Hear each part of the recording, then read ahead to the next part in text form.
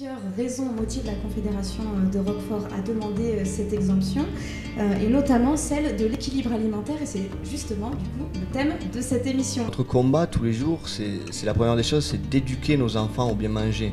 On a ce rôle important, c'est de leur montrer qu'on a un territoire riche et que sur ce territoire on a des bons produits. C'est comme un puzzle pour moi la nutrition, on peut manger de tout.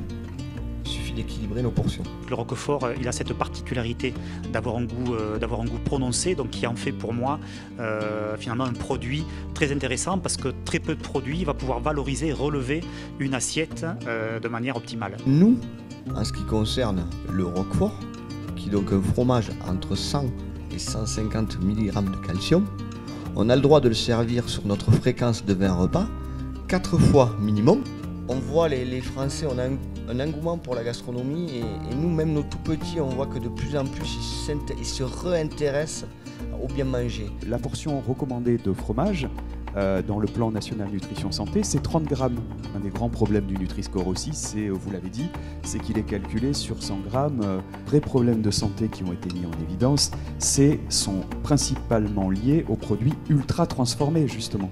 Nos produits de qualité soient moins bien traités par le Nutri-Score que des produits hyper transformés. Il y a un dicton qui me plaît énormément, qui est le suivant: être à la mode, destin de feuilles mortes.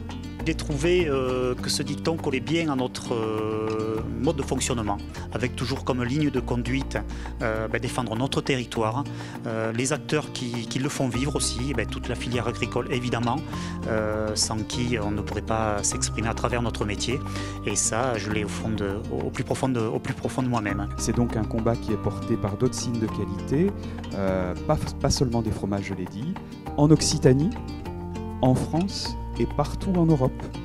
Voilà, qu'il s'agisse de l'huile d'olive, qu'il s'agisse du parmesan italien et de bien d'autres encore produits de qualité. Et donc voilà, le combat continue parce que c'est un combat qui est un combat juste.